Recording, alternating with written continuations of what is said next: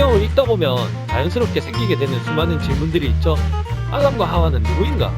노아의 대홍수 같은 사건들이 실제 역사 속에서 있었던 건지, 그리고 성경 속의 사람들은 어떻게 살았었는지 등등 이러한 질문들에 대해 대답을 찾기는 쉽지 않습니다.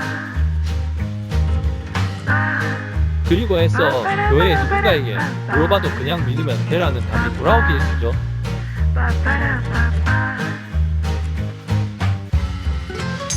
이러한 궁금증을 가진 분들을 위해, 그리고 성경에 대해 좀 더 교양적이고 학문적으로 알고 싶어하는 분들을 위해 준비했습니다.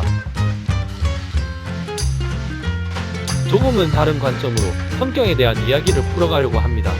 교회에서 알려주지 않는 성경 이야기 지금 시작합니다. 안녕하세요. 여름매미입니다. 딴지입니다. 하은입니다. 잘들 지내셨나요? 네, 별일 없습니다. 저도요. 그런데 요즘 저희 계속 우주 이야기하니까 밤하늘에 자꾸 관심이 가네요. 네, 저도요. 저는 우주 관련 영화에 관심이 가더라고요. 딴지니 몰래 우주영화 좋아하시잖아요. 그렇죠. 사실 우주 영화는 거의 다 봐서 별로 남은 건 없는데요. 자꾸 이것저것 영화들을 뒤적거리게 되더라고요. 근데 우주 영화가 왜 좋으세요? 글쎄요. 일단 뭐랄까. 지구의 바깥에 뭔가 외계인이 살고 있을 것 같아요. 얼마 전 다큐멘터리를 보긴 했는데 딱 지구와 비슷한 환경을 가진 행성들은 아직 발견하지 못한 것 같긴 하던데요. 그래도 가능성이 있는 행성들도 몇 개 발견된 것 같긴 한데, 그렇다고 생명체들이 살 수 있는 환경은 아닌 것 같아 보이더라고요. 매미님은 우주에 관심 없으세요? 사실 이번 에피들 준비하면서요. 우주에 관심이 생겨서 망원경을 하나 사볼까 하고요. 아마존을 뒤적뒤적 해봤긴 했는데 잘 모르겠더라고요. 망원경 저도 오래전에 하나 샀었는데 어디에 뒀는지 잘 모르겠어요. 이게 밤하늘을 관찰하는 게 재밌을 것 같은데 의외로 재미가 없다고 하더라고요. 그냥 까만 밤하늘에 하얀 점만 보인다고 하던데요? 이게 토성의 고리 정도는 선명하게 보여줘야 재미가 있을 것 같긴 한데요. 보통 망원경으로는 선명까지는 아니고 토성의 고리 정도는 보인다고 하더라고요. 뭐 지난 시간에 갈릴레이는 직접 망원경을 만들어서 목성의 달도 관찰했다는데 현대보다 고배율 망원경은 아니었을 것 같긴 한데요. 그래도 그걸로 행성들의 위치나 밝기의 변화도 관찰했으니 대단한 거죠. 이거 천문학자는 아무나 하는 게 아니군요. 더구나 갈릴레이랑 케플러는 수학까지 동원했잖아요. 행성 간의 거리도 재어보기도 하고요. 그게 관측하고 관측값을 기록하고 또 그 사이의 관계를 찾으려고 한 거잖아요. 정말 대단한 것 같아요. 그런데 케플러는 케플러의 법칙으로도 배운 것 같긴 한데요. 내 행성의 이동에 대해 몇 가지 법칙이 있었던 것 같은데 좀 이따가 나올 거고요. 또 케플러도 망원경을 분석하고 좀 더 향상된 성능의 망원경을 구상했는데요. 이게 오늘날 굴절식 천체 망원경이라고 하더라고요. 역시 갈릴레이나 케플러 모두 천재네요. 이런 천재들이 있으니까 오늘날 우리가 이렇게 누리고 사는 것 같아요. 네, 이 사람들이 뛰어난 게 어떤 베이스가 없는 상태에서 관찰했고요. 분석하고 법칙으로 만들어서 오늘날까지도 쓰는 거잖아요. 우리가 이 분들에게 뭔가 빚을 지고 있는 것 같긴 하네요. 네, 그래서 오늘 케플러 하면서 좀 더 그 과정을 알아보죠. 그런데 우리가 사실 이런 우주나 과학을 전문적으로 다루는 방송은 아니잖아요? 아, 그렇죠. 원래 고대의 우주관과 성경 속의 우주관을 하다가 종교 개혁 이후에 우주관까지 넘어오게 된 거죠. 내 지난 시간엔 코페르니쿠스와 갈릴레이를 다루다 시간이 없어서 케플러와 토론을 오늘 하게 된 거였죠. 네, 그렇죠. 이 세 사람 다 기독교라고 하셨죠? 네, 그런데 코페르니쿠스와 갈릴레이는 천주교 쪽이고요. 오늘 하는 케플러는 개신교 쪽이에요. 아무래도 종교개혁이 일어난 당시니까요. 변화의 시대에서 기독교의 우주관은 어떻게 변해갔는지 그만해요. 이게 코페르니쿠스의 지동설이 사실 엄청난 변화였잖아요. 그래서 갈릴레이나 케플러 같은 분들은 이걸 어떻게 성경에 적용할 수 있는가 고민을 많이 했거든요. 네, 그런데 저번에 갈릴레이 같은 경우는 결국 재판에서 지동설을 부정하게 되었잖아요. 오늘 케플러는 어떻게 되는지 궁금하네요. 네, 이 변화에 대해서는 좀 이따가 다시 이야기해보고요. 그럼 오늘 일단 케플러 이야기로 들어가겠습니다. 네, 알겠습니다. 일단 이 케플러가 지동설 3인방 중 막내였잖아요. 네, 코페르니쿠스와 갈릴레이보다 늦게 태어났다고 하셨잖아요. 네, 케플러가 태어난 게 1571년인데요. 태어난 곳은 현재 독일의 슈투트가르트 외곽 지역인데요. 당시는 신성로마 제국이었죠? 케플러는 용병이었던 아버지 하인리히와 약재상인 어머니 카탈리나 사이에서 칠삭둥이로 태어났대요. 아버지가 용명이라고요? 네, 그리고 케플러가 5살 때 집을 나가서 전장에서 죽었대요. 그래서 수입이 일정치 않아서 집안이 좀 가난했고요. 저런, 케플러도 잘 사는 집이 아니었군요. 지난번 갈릴레이와 비슷하네요. 네, 그리고 케플러는 거기다 어릴 적에 천연두를 알아서 일단 몸이 좀 약했고요. 시력도 좀 안 좋았다고 하더라고요. 아, 거기다가 몸이 약했네요. 시력이 안 좋았다면 천문학자로서는 좀 힘들었겠는데요? 네, 하지만 어릴 적부터 천문학과 수학에 관심이 있었다고 하더라고요. 특히 6살 때 봤던 대해성이나 월식은 케플러에게 많은 영향을 주기도 했고요. 그리고 특히 수학의 재능을 보여 레온베르크의 영재학교에도 들어갔다고 하더라고요. 역시 천문학은 이과 쪽이군요. 이거 수학 못하는 저 같은 사람은 천문학자는 좀 힘들겠네요. 하지만 케플러가 대학에 진학하면서 정말 하려던 건 목사였대요. 먹세요. 아, 케플러가 아까 개신교라고 했죠? 네, 루터교요. 집안이 다 개신교 집안이었다고 하더라고요. 케플러의 신앙이 깊었나 보네요. 네, 그래서 케플러는 자라서 튜빙겐 대학교에 신학생으로 들어갔고요. 여기서 철학과 수학, 그리고 천문학도 공부했다고 하더라고요. 그럼 아리스토텔레스의 천문학을 배웠겠네요.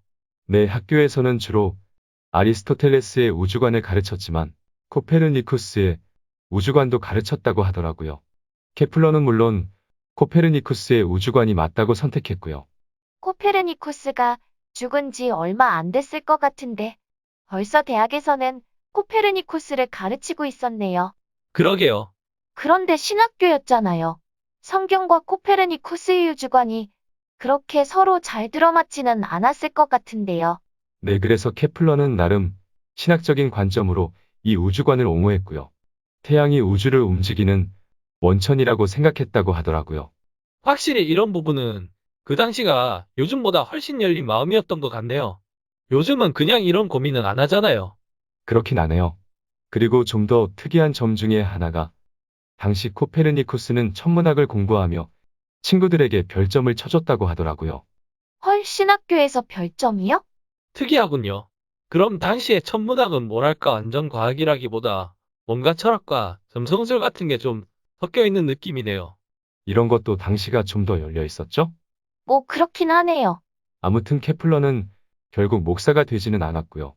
그 대신 1594년 23세의 나이로 오스트리아의 그라치에 있는 개신교 학교에 수학과 천문학 교사로 가게 됩니다. 역시 수학과 천문학을 잘하긴 했나 보군요. 네, 이 학교에 있으면서 2년 뒤에 케플러는 책을 출판했는데요. 책의 제목이 미스테리움 코스모그래피쿰이라고 번역하면 우주구조의 신비예요. 아, 이 책이 지난번에 갈릴레이에게 보냈다던 그 책이 아닌가요? 네, 맞아요. 케플러는 사실 당시에 유명했던 천문학자들과 후원자들에게 이 책을 보냈는데요. 사실 그렇게 인기를 끌었던 책은 아니었대요. 그래도 25살에 벌써 이런 책을 냈다는 거잖아요. 대단하네요. 그런데 어떤 내용이 들어있는 거죠? 우주구조의 신비면 우주의 구조에 관한 건가요? 네, 이 책에서 케플러는 태양 게이트 기한 모형을 제시했는데요. 먼저 이 책을 쓰기 전인 1595년에 토성과 목성의 궁도대에서 주기적인 합을 증명했다고 주장하면서 우주가 정다각형과 그들의 기하학적 기반이라는 생각을 하게 돼요. 뭔가 말이 어렵군요. 이거 그림으로 보면 이해가 빠른데 그림은 일단 카페에 올려둘게요. 카페에 사람들 별로 안 오던데요? 뭐 저부터도 잘 안 가긴 하는데요. 혹시 방송 듣는 분들 중에서 카페를 통해 뭔가 의견을 나누고 싶은 분들은 저희 네이버 카페로 오시면 됩니다. 카페 이름은 저희 방송과 같은 교회에서 알려주지 않는 성경 이야기고요. 간만에 홍보하시네요. 네, 언젠가는 회원들이 늘겠죠? 일단 그럼 다시 돌아가서요. 이 케플러의 우주구조를 생각하려면 일단 시작으로 세종대왕 당시의 해시계를 생각하시면 됩니다. 해시계요. 해시계가 일단 방구 모양이잖아요. 여기다가 이 방구에 접하는 커다란 정육면체를 하나 놓습니다. 네, 그리고요? 그리고 그 정육면체 안에 딱 들어가는 방구를 하나 더 놓습니다. 방구가 2개가 되네요. 네, 그리고 이번에는 그 방구에 맞는 정사면체를 놓습니다. 정사면 채면 삼각형 모양이네요. 네, 그리고 그 안에 또 방구를 놓고요. 이 몇 겹의 방구들이 혹시 지난번에 나온 청구라고 보면 되는 건가요? 네, 맞아요. 아무튼 이런 것이 계속 반복되는데요. 그 다음엔 정12면체, 또 정12면체, 그리고 마지막으로 정8면체 등등이 들어가고요. 제일 안쪽에 있는 것은 아마 지구겠죠? 네, 지동설이죠. 그럼 이 정다면체를 놓는 이유는 청구들 간의 거리를 계산하기 위한 건가요? 상당히 특이한 모형이네요. 그렇죠? 그리고 나아가서 이 정다면체와 이 구에 매달려 있는 행성들 간의 일정한 거리가 바로 신의 손이라고 케플러는 믿은 거죠. 신과도 연결을 했네요. 물리적인 것과 신학적인 것을 연결한 것 같네요. 그런데 정말 우주가 케플러의 모형처럼 그런가요? 뭐 그건 잘 모르겠네요. 현대에는 행성들도 더 많이 발견되었죠. 이런 정다면체, 기하학적 모형이 맞지는 않을 것 같아요. 그럼 당시 사람들의 반응은 어땠나요? 황당하다고 했을 것 같기도 하고요.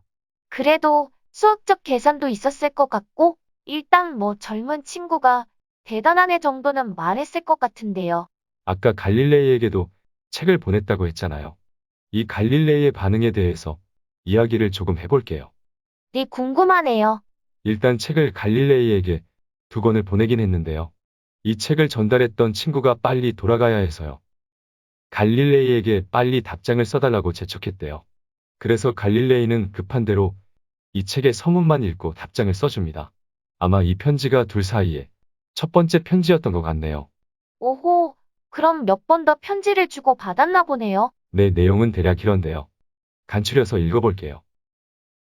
나는 당신의 책을 서문밖에 보지 못했지만 진리를 위한 탐구에 나선 대단한 친구를 새로 알게 된 나 자신에게 축하하고 있어. 수년 전 나는 코페르니쿠스의 이론으로 전향했어.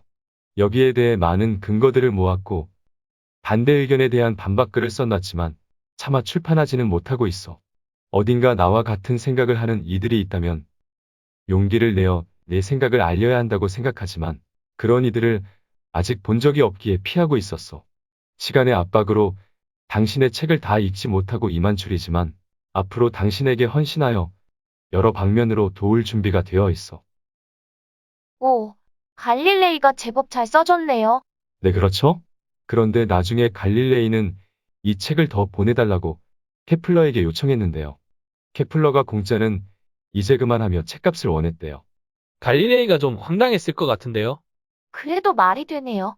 책 내는 것도 공짜는 아니니까요. 처음에 2권 공짜로 보내줬잖아요. 아무튼 갈릴레이는 그냥 돈을 안 내고 그냥 무시했다고 하더라고요. 헐, 왠지 갈릴레이다운 느낌이네요. 뭐 아무튼 둘은 그래서 살짝 서먹서먹해졌는데요. 그래도 케플러는 나중에 갈릴레이가 목성의 달을 발견하고 책을 냈을 때 갈릴레이를 시기하고 공격하는 이들로부터 방어해줍니다. 이 이야기는 좀 이따가 다시 하고요. 아무튼 이때가 1597년인데요. 잠시 쉬어가는 느낌으로 케플러의 연애 이야기를 해볼게요. 다시 1595년으로 돌아가서요. 그라츠의 개신교 학교에 교사로 간 그 다음이었죠. 이때가 케플러가 24살이었는데요. 23살이었지만 딸이 있었던 과부 바바라 밀러를 소개받았고 연애를 하게 됩니다. 아, 사진 보고 있는데 상당히 미인인데요? 네, 더구나 이 바바라는 전 남편의 재산도 물려받게 되었었고요. 또 아버지가 방앗간을 운영하고 있었대요. 그럼 이쁘기도 하고 돈도 많은 여자였네요. 그런데 케플러는 당시 자신의 책의 출판에 마음이 팔려서 출판의 후원자들을 찾으러 다녔는데요. 그러면서 파혼할 뻔하기도 합니다. 헐, 그래도 2년 뒤인 1597년에 둘은 결혼을 했고요. 이후 이남 밀려를 낳게 됩니다. 뭐 그래도 잘 살았네요. 네, 두 사람의 이야기는 좀 이따가 다시 해보고요. 이제 1600년대로 넘어가는데요. 이때부터 점점 카톨릭과 개신교 사이의 갈등이 심해지기 시작했거든요. 이 당시가 카톨릭과 개신교 간에 30년 전쟁이 있었던 시기인가요? 네, 30년 전쟁이 1618년에 일어났죠. 지난번 갈릴레이도 그렇고 이 당시가 상당히 예민했던 시기였네요. 네, 갈릴레이와 케플러 모두 이 전쟁의 시기를 겪었죠. 아무튼 케플러가 있던 그라츠에도 점점 신교에 대한 위협이 시작되었는데요. 카톨릭을 믿지 않으면 수입의 일화를 벌금으로 내거나 추방당해야 했대요. 헐, 종교적 신념이 다르다고 벌금이라니요. 뭐 당신은 그 지역을 다스리는 사람의 신앙에 따라서 좌지우지 되던 시대긴 했으니까요. 결국 케플러는 이후 신성로마 제국의 황제가 된 페르디난트 2세에 의해 그라츠에서 추방을 당했고요. 가족들을 데리고 프라하로 떠나게 됩니다. 프라하요? 네, 프라하는 당시 신성로마 제국의 수도였는데요. 이때는 루돌프 2세가 다스리고 있었어요. 혹시 그 루돌프 2세 코가 빨갛나요? 헐, 이거 예상 못한 타이밍에 뒤통수를 맞은 기분이네요. 네, 힘들지만 이 위기를 넘겨볼게요. 계속 진도 나가겠습니다. 이때 프라하에서 케플러가 만난 당시에 프라하에 있던 황실의 천문학자가 바로 티코 브라헤인데요. 케플러와 티코의 만남은 처음에 그다지 좋지는 못했어요. 왜요? 이 티코가 상당히 특이한 사람이었는데요. 여러 가지 이야기가 있지만 일단 티코는 케플러가 혹시 경쟁자 우르소의 스파이가 아닌가 생각했고요. 또 자신의 관측 자료를 유출이 되지 않도록 꼭꼭 숨겼었대요. 티코에게 관측 자료가 많았나 보네요. 네, 티코는 매우 정밀하게 밤하늘을 관찰해 왔거든요. 더구나 티코가 프라하로 오기 전에 덴마크의 프레데릭 2세는 티코에게 많은 돈을 투자했는데요. 특히 티코에게 그냥 섬 하나를 통째로 하사했고요. 많은 돈을 들여 천문대를 짓게 했대요. 섬 하나를 통째로요? 통이 크네요. 네, 이 섬에 지은 천문대가 당시 유럽에서 가장 큰 천문대인 우라니보르크 천문대인데요. 여기서 티코는 20년간 우주를 관측하고 기록했거든요. 그럼 정말 자료가 많이 쌓여 있었겠네요. 네, 그리고 티코는 눈이 상당히 좋았대요. 믿거나 말거나 1킬로밖에 동전이 어떤 건지도 알 수 있었다는 설도 있고요. 아무튼 티코의 관측 자료는 정밀도가 상당히 높았거든요. 케플러가 눈이 별로 좋지 않았잖아요. 그럼 티코의 관측 자료가 상당히 도움이 될 수 있었겠네요. 네, 그렇죠. 프라하로 간 케플러는 티코의 화성 관측 자료를 이용해서 자신의 우주 구조의 신비 이론을 증명하려고 했는데요. 티코가 이 자료를 복사하거나 유출하지 못하도록 해서 완성하는데 한 2년 정도 걸렸대요. 그래도 보여는 좋네요. 네, 사실 티코도 케플러의 실력을 알고 있어서 사실 프라하로 초청도 했고요. 점점 케플러에게 관측 자료의 분석을 맡기게 됩니다. 티코도 수학 실력이 좋긴 했지만 관측만으로도 벅찼거든요. 그럼 서로 도움이 되는 관계였겠네요. 네, 그리고 케플러가 프라하로 정착했을 때는 무슨 일이 있었는지 티코의 연구원들은 모두 떠나서 사실 티코와 케플러밖에 남지 않았대요. 그래서 티코는 케플러에게 의지할 수밖에 없었죠. 케플러에게는 정말 도움이 되는 만남이었네요. 그런데 케플러가 온 지 1년 남짓 될 때 티코가 갑자기 급성 방광염으로 죽게 됩니다. 방광염이요? 네, 티코가 만찬에 갔었는데요. 포도주를 엄청 과음을 했대요. 하지만 당시 옆에 있는 남작의 곁을 떠나 화장실에 가는 걸 실례라고 생각해서 소변을 엄청 참았다고 하더라고요. 헐, 소변을 참아요? 정말 괴짜 같은 성격이네요. 아무튼 이 방광염이 악화되고 의사는 음식과 음주를 자제하라고 했는데요. 티코는 이 충고를 듣지 않았고요. 결국 병이 악화되어 죽게 됩니다. 이 죽은 연도가 1601년인데요. 죽기 전에 케플러에게 자신의 티코 체계의 연구에 전념해달라고 유언을 했다고 하더라고요. 티코체기가 뭐죠? 티코 체계는 뭐랄까 하이브리드 우주관이라고 말하면 될까요? 지구가 우주의 중심에 있고 태양이 지구를 돌고 있는데요.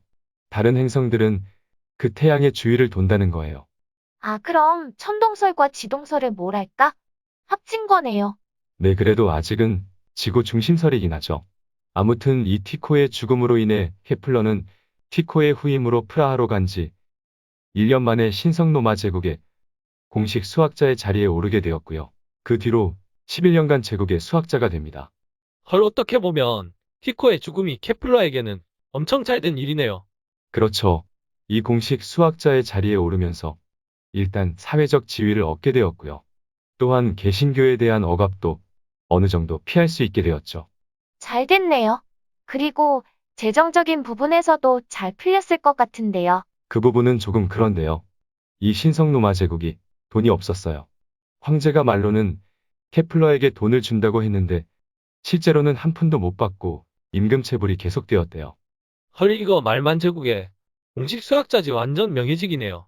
네, 그래서 케플러의 아내 바바라는 남편의 가난한 직업을 비웃고 경멸했대요. 저런 와이프까지 케플러에게 스트레스를 주었군요. 그래도 케플러는 아내를 나무라는 것보다 내 손가락을 깨무는 편이 낫다 하며 넘어갔다고 하더라고요. 어떻게 보면 케플러가 착했네요. 뭐 그래서 11년간 계속 그 자리에 있었던 게 아닐까요? 돈 못 받는 명예직이었지만요. 그래도 케플러는 그 자리에 있으면서 당시 저명했던 많은 학자들과 천문학자들을 만날 수 있었고요. 연구도 계속할 수 있었죠. 하지만 제국의 수학자로 황제에게 주로 해줬던 건 별점을 치는 일이었다고 하더라고요. 아까도 케플러가 별점을 쳤다고 했잖아요. 케플러가 이런 점성술에 소질이 있었나 봐요. 이 당시 천문학은 사실 점성술과 거의 섞여 있었는데요. 아까 티코도 사실 점성술이 유명했는데요. 오스만 투르크의 황제의 죽음을 티코가 점성술로 예견하기도 했고, 이게 실제로 일어났던 거죠. 그럼 당시 천문학 한다고 하면 보통 사람들은 별점을 치는 점장이로 생각했겠네요. 뭐 실제로는 과학적으로 천체를 관찰했을지 몰라도 천문학자들에 대한 사람들의 생각은 그랬던 거죠. 뭐 그래도 케플러는 이 자리에 있으면서 별점만 친 건 아니었어요. 1603년 케플러는 광학적 이론의 시간을 쏟았는데요. 예를 들어 거울이나 바늘구멍 사진기, 그리고 나아가 인간의 눈에 대한 연구를 진행했고요. 또 두 개의 볼록 렌즈를 이용한 망원경의 구상도 했다고 하더라고요. 이게 오늘날 굴절식 천체 망원경의 기초가 되었고요. 다방면에 소질이 있었네요. 네, 그리고 1604년에는 아시다시피 초신성이 발견되었는데요. 케플러는 이 연구에 힘을 쏟았습니다. 당시 초신성의 밝기는 금성보다는 좀 약했는데요. 그래도 1년 이상 관측되었대요. 이 관측을 기록하면서 케플러는 항성의 밝기가 점점 어두워지는 것과 항성의 기원에 대해서 생각을 기록했는데요. 거기에다가 천국이 영원 불변하다는 교리에 대한 의심도 기록했다고 해요. 말하자면 천문학자와 기독교의 믿음 사이에서 고민하고 거기에 대해서 기록을 했다는 거군요. 네, 뭐 그리고 이 당시가 막 아이들이 태어나던 시기였으니까요. 1602년과 1604년, 그리고 1607년에 이남 밀려를 얻었지요. 돈은 잘 못 벌어도 이때 케플러는 아이들도 태어나고 연구도 계속하고 그래도 행복한 시기였던 것 같네요. 네, 그리고 이제 1610년으로 넘어가서요. 1610년이 갈릴레이가 목성의 달들을 발견한 시기죠. 네, 그랬죠. 갈릴레이가 목성의 달을 발견했을 때 시기하고 공격하는 사람들도 많았는데요. 갈릴레이는 신성로마 제국의 천문학자인 케플러에게 자문을 구하게 됩니다. 그러자 케플러는 갈릴레이의 목성의 위성에 대한 해설을 출판하고 직접 관찰도 하며 갈릴레이의 발견에 대해 크게 힘을 실어주게 됩니다. 둘이 관계가 그래도 안 좋지만은 않았네요.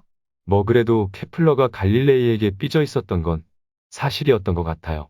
몇몇 다른 기록에는 케플러는 갈릴레이가 자신에게 잘 대한 것 같지 않았다고 말했거든요. 그리고 케플러가 잘 삐졌어요. 아, 성격이 좀 삐딱했나 봐요. 뭐랄까 케플러가 어릴 때 좀 병약했잖아요. 그러면서 친구들과 자주 싸우고 성격도 그닥 좋지만은 않았다고 하더라고요. 그리고 케플러의 어머니도 좀 그런 편이었고요. 아, 네. 그래도 케플러가 갈릴레이의 편이 돼주긴 했네요. 네, 그런데 갈릴레이는 케플러에게 그렇게 고맙다고 말한 것 같지는 않더라고요. 그래도 감사의 편지를 쓰긴 했는데요.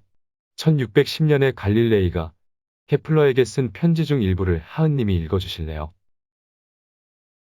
고결한 천재성을 가진 당신이 처음이자 유일하게 열린 마음으로 내 의견에 신뢰를 보여줬던 사람입니다. 목성에 대한 사람들의 부당한 공격은 신경 쓰지 말죠. 목성이 하늘에 떠 있게 하고 아첨꾼들이 그걸 향해 짙도록 내버려 둡시다.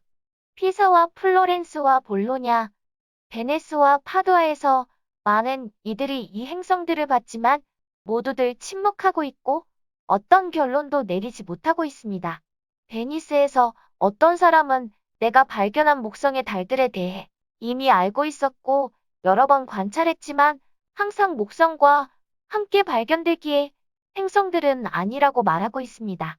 어떻게 해야 할까요? 데모크리투스나 헤라클리투스의 편에 서야 할까요? 나의 케플러여. 내 생각엔 우리는 그저 대중들의 멍청함에 웃을 수밖에 없을 듯합니다. 진실로 마귀가 그들의 귀를 막았고 그들은 진리의 빛 앞에 눈을 감았습니다. 이거 갈릴레이가 당시 스트레스를 좀 많이 받았었나 보네요. 그러게요. 목성의 달 발견이 알려지는 게 쉬운 과정은 아니었네요. 그래도 케플러가 도와주고 해서 좋네요. 네, 이제 1611년인데요. 이 1611년에 케플러는 책들을 많이 출판했는데요. 일단 망원경을 연구해서 굴절광학에 관한 책을 출판했고요. 그리고 티코의 관측 자료를 이용해서 유명한 신천문학이라는 책을 출판합니다. 이 신천문학에 우리가 아는 케플러의 법칙들이 들어있어요. 그런데 케플러의 법칙이 뭐죠? 일단 케플러의 법칙 중에 가장 중요한 건 천체의 운동에 대한 원에서 타원으로의 변화인데요. 그전에는 모든 천체는 원운동을 한다고 생각했잖아요.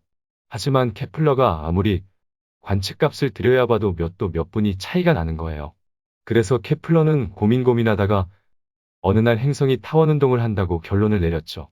이게 원에서 타원으로의 전환이 말은 쉬운데 2000년 이상 내려온 고정관념을 깨는 거잖아요. 네, 쉽지 않았던 사고의 전환이었던 것 같네요. 네, 그래서 케플러는 이 발견이 하나님의 은혜라고 생각했다고 하더라고요. 아무튼 케플러의 법칙은 세 가지인데요. 말해보자면 행성이 태양을 초점으로 타원 궤도를 그리면서 공전한다는 것이고요. 또 면적 속도 일정의 법칙도 있는데요. 이건 행성과 태양을 연결하는 가상적인 선분이 같은 시간 동안 쓸고 지나가는 면적은 항상 같다는 거예요. 마지막으로 행성의 공전 주기의 제곱은 궤도의 긴 반지름의 세제곱에 비례한다는 거예요. 문과 출신이라 죄송합니다. 저도요.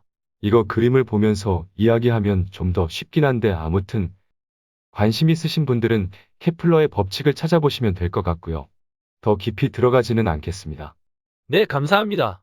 그리고 1611년에 케플러가 쓴 세 번째 책은 아마 여러분들이 관심이 갈 만할 것 같은데요. 소설인데요. 제목이 달나라 여행이었다네요. 달나라 여행이요? 오, SF 소설인가요? 뭐랄까 약간 애매한데요. 저도 보지는 않았지만 우화랑 자전적 이야기랑 행성 간의 여행의 논문 같은 것들도 섞여 있다고 하더라고요.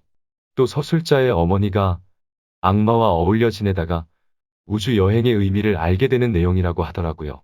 뭔가 많이 섞여 있는 느낌이네요. 그런데 케플러가 소설도 썼네요? 뭐 우리도 소설 가끔 쓰지 않나요? 저는 안 쓰는데요. 저는 생각은 가끔 하는데 기독교 관련 소설을 하나 쓰고 싶긴 하더라고요. 저도 가끔 성경 속의 이야기로 소설을 한번 쓰고 싶긴 한데 언젠간 그런 날이 오겠죠. 네, 나진님에게 읽어달라고 하면 되죠? 그러네요.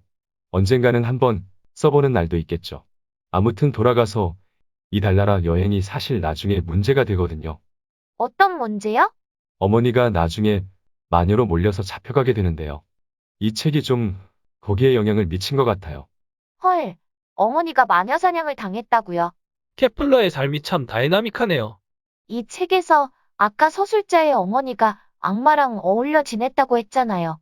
그런 일이 있었다면 사람들에게 실제로 그랬다고 생각할 건덕지를 줬을 것 같네요. 네, 이 이야기는 조금 이따가 해보고요. 사실 케플러의 1611년은 참 많은 일이 있었는데요.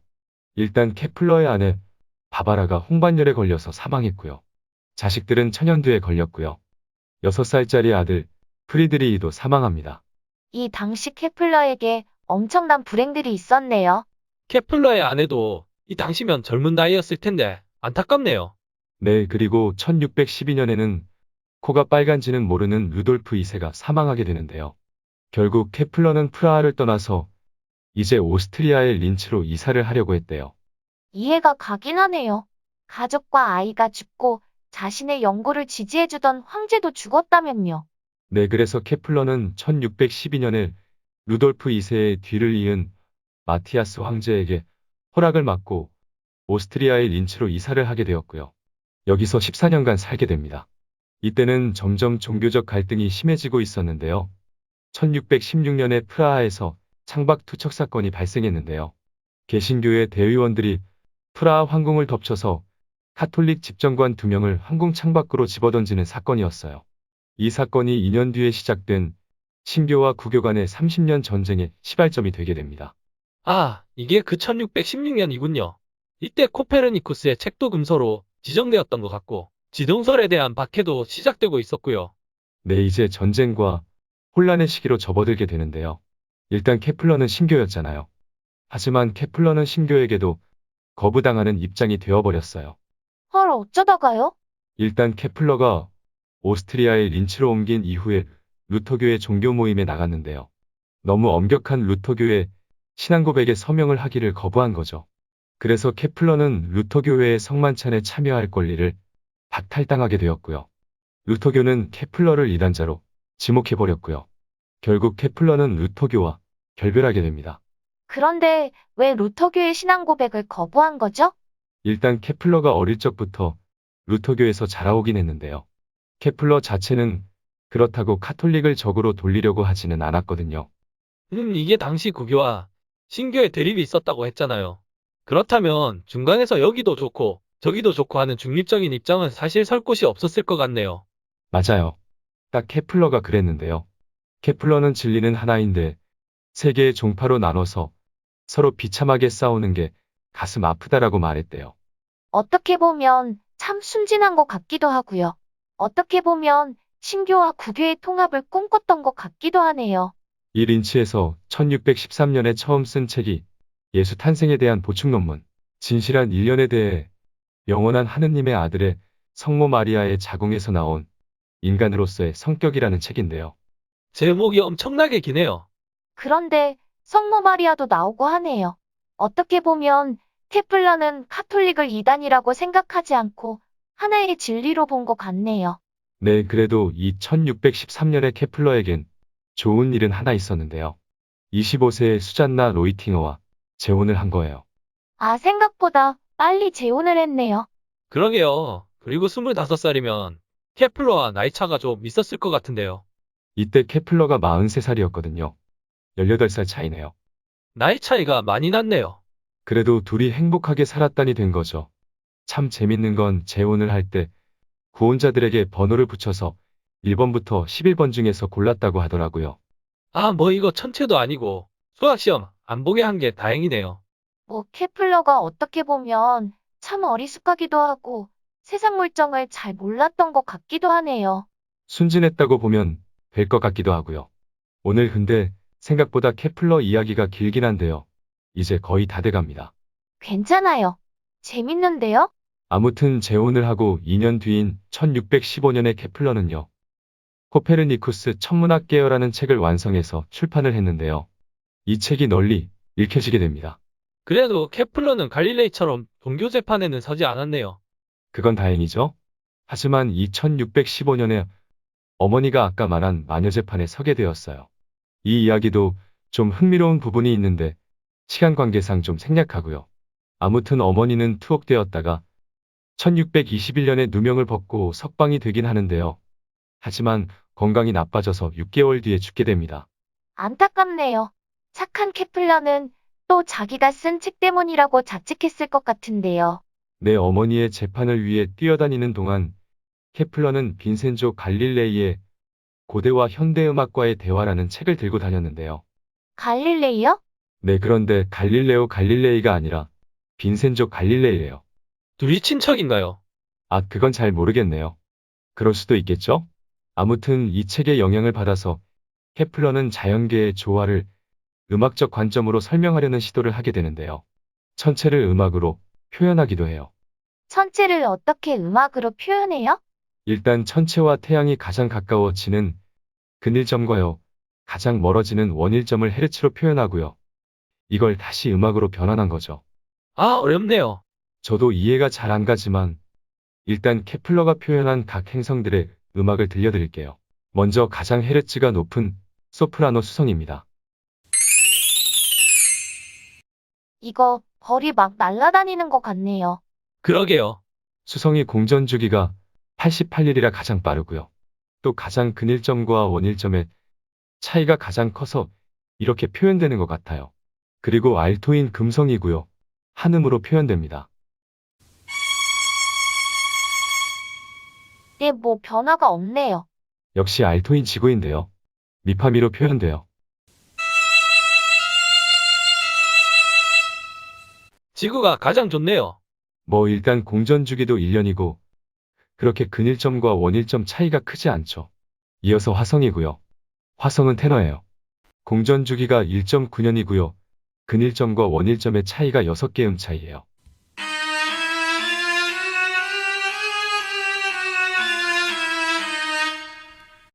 마지막으로 목성과 토성인데요. 이 행성들은 베이스예요. 공전 주기도 12년과 29년이라서 느리고요.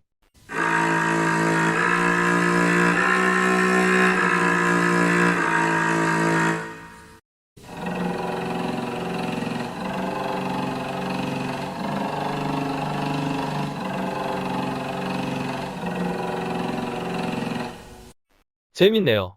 이렇게 행성을 음악으로 표현한다는 발상 자체가 기발한 것 같아요. 뭔가 하나님이 우주의 오케스트라를 지휘하는 것 같은 느낌도 나고요. 음악이 사실 수학이잖아요. 케플러는 뭔가 음악에서 우주를 움직이는 절대자의 법칙이나 조화를 발견하고 싶었던 것 같아요. 뭐 아까 처음에 나온 우주의 모형도 그렇고 케플러는 우주를 움직이는 하나님을 참 열심히도 찾았던 것 같네요.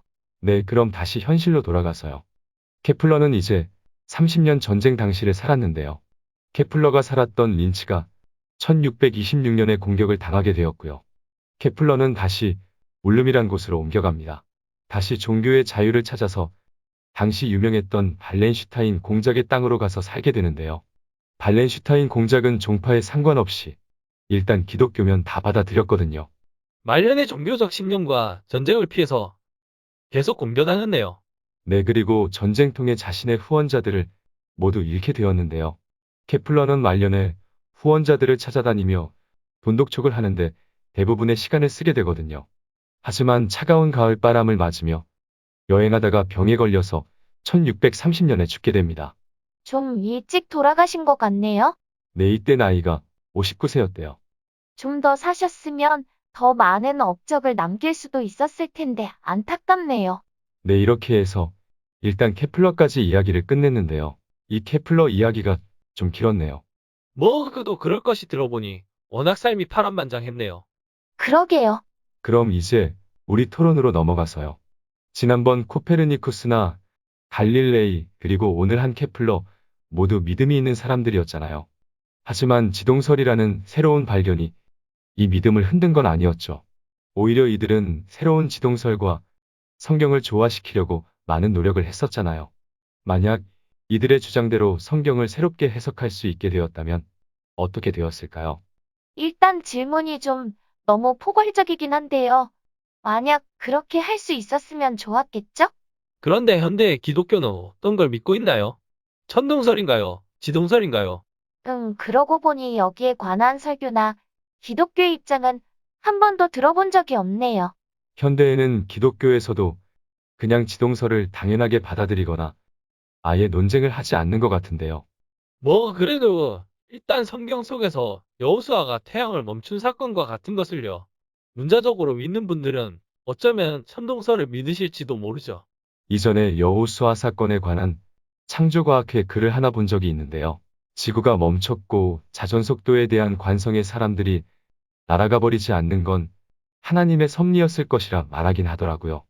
그런데 사실 지구의 자전 같은 건 오늘날에는 기독교인이든 아니든 충분히 과학적 근거나 관측을 통해 모두에게 상식으로 받아들여진 게 아닌가요? 참 지구 평면설을 믿은 분들은 아직도 태양이 지구의 둘레를 도는 것이라 믿긴 하더라고요. 기독교를 상식적으로 믿는 보통 분들이라면 천동설을 주장할 것 같지는 않습니다. 저도 그렇게 생각하는데요. 이 문제가 코페르니쿠스나 갈릴레이나 케플러가 살았던 시대에는 제법 심각하게 다가온 문제였나 봐요. 그런데 아까 질문하신 것처럼 지동설을 성경과 조화시키는 게 가능했을까요? 일단 성경이 쓰여진 시대는 천동설의 시대였잖아요. 그런 우주관을 가지고 쓰여졌던 게 당연했을 것 같고요. 그래서 거기에 반대되는 우주관인 지동설을 어떻게 변증적으로 해석해 볼 수는 있겠지만 완벽하게 설명하거나 조화되지는 않았을 거라고 생각해요. 살짝 무리가 있다는 말씀이시군요. 그렇죠. 저자는 이렇게 썼는데 우리는 저렇게 해석하려는 거잖아요. 좀 무리긴 하죠. 이게 사실 성경에 역사성을 인정하는 것이 필요하죠. 인류가 2000년 동안 아무런 발전을 하지 않고 살지는 않았잖아요. 그렇죠.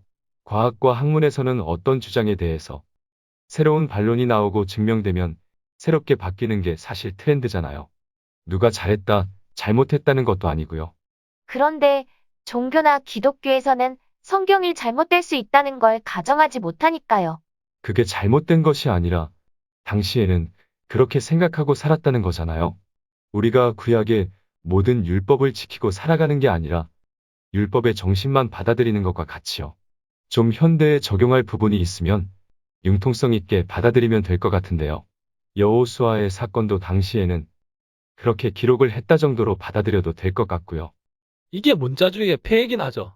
그런데 이 천동설의 문제는 사실 단순히 그 당시의 문화뿐만이 아니라 신의 존재에 대한 문제와도 연결되는 것 같아요. 신의 존재요? 일단 아리스토텔레스의 우주관에서는 모든 천체를 돌리는 분이 바로 신이었잖아요. 사람들은 밤하늘을 보며 신의 존재를 느낄 수 있었던 거죠. 이런 아리스토텔레스의 우주관이 부정되면 신의 자리가 사라져가게 되는 거죠. 사실 전에도 한번 이야기한 것 같은데요. 창세기에서 인간과 가까이 계셨던 하나님이 궁창 위로 올라가셨잖아요. 그리고 그 다음에 하나님이 우주의 가장 바깥쪽 천국으로 가셨잖아요.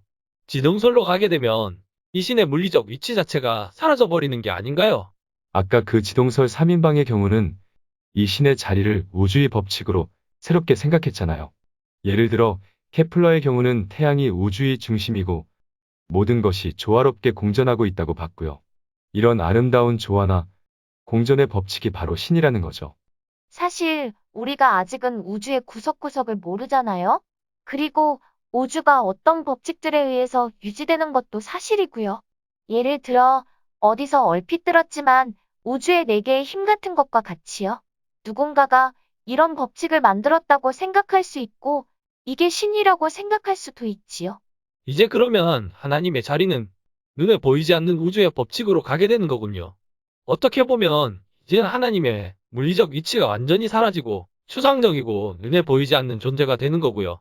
사실 그렇게 되더라도 그다지 문제가 될 게 없어 보이기도 하는데요. 고대의 우주관이 아리스토텔레스의 우주관과 맞춰진 것처럼 태양중심설의 우주관도 새로운 기독교의 우주관과 충분히 맞춰질 수 있지 않았을까요? 오늘 다룬 내용은 아니지만 케플러 뒤로 좀 있으면 뉴턴이 나오거든요. 이 뉴턴은 이 케플러의 업적에 힘입어서 처음으로 수학적 정확도로 천체의 움직임을 설명할 수 있었대요. 참고로 케플러 때만 해도 아직 중력이라는 개념이 없었는데 뉴턴이 발견해서 케플러의 행성 간의 움직임의 이론을 완성시킨 거죠. 아무튼 이 뉴턴에게도 하나님은 중력을 통해 우주를 움직이는 궁극적인 지배자였고 하나님이 없다면 시스템 자체가 붕괴하는 거였죠. 그렇다면 자연 속의 하나님의 법칙은 사실 기독교 신앙과 별로 대척점은 없었던 것 같네요. 그렇죠. 그래서 결론적으로 신이 우주의 법칙을 만들었고 성경은 그 당시 사람들의 세계관으로 이를 기록을 했었다라고 하면 될 것 같은데요. 이게 우주의 법칙은 어떻게 보면 가능할 것 같은데 성경의 기록에 대한 역사성을 인정하는 것에 대해 문제가 있었던 것 같네요. 역시나 성경에 대한 기록을 문자적으로 믿는다는 것에 문제가 있었던 것 같네요. 내 성경은 아무래도 태양이 지구를 돈다는 걸로 기록했다고 당시 사람들은 생각했고요. 그 생각이 엄청 오랫동안 이어져 왔던 거죠. 어떻게 보면 과학의 발전은 종교와 대척점은 없어 보이는데요. 어쩌다가 과학과 신앙은 멀어지게 된 걸까요? 사실 따지고 보면 과학과 신앙은 그렇게 먼 관계도 아니에요. 많은 과학자들이 여전히 신앙을 가지고 계시는 것 같고요. 어떻게 보면 과학은 중립적인데 신앙에 대해 어떤 스탠스를 취하느냐의 문제 같아요. 어떤 스탠스요? 뭐 극단적으로 보면 과학자들 가운데서도 신앙에 대해서 문자주의적인 입장을 취하는 분들도 계시고요. 또 아예 두 개를 분리해서 보시는 분들도 계시죠. 과학은 과학이고 신앙은 신앙이다로요. 두 개를 조화시켜 보려는 분들도 계시겠죠? 아마도 그렇겠지만 잘은 모르겠네요. 여기에 대해서는 우리 다음 주에 오랜만에 책 소개하면서 생각해 보도록 하죠. 오, 어떤 책인가요? 전에 딴지님이 한번 소개하셨었나요? 무신론 기자, 크리스찬 과학자에게 따지다라는 책인데요. 한번 가볍게 가보죠. 네, 알겠습니다. 그럼 시간이 많이 지났는데 아쉽지만 토론은 그만 마무리하고요. 오늘 못다한 이야기는 다음 주에 책 소개하면서 계속 이야기 보도록 하죠. 네, 기대되네요. 그럼 오늘 수고하셨고요. 다음 주에 뵐게요. 네, 안녕히 계세요.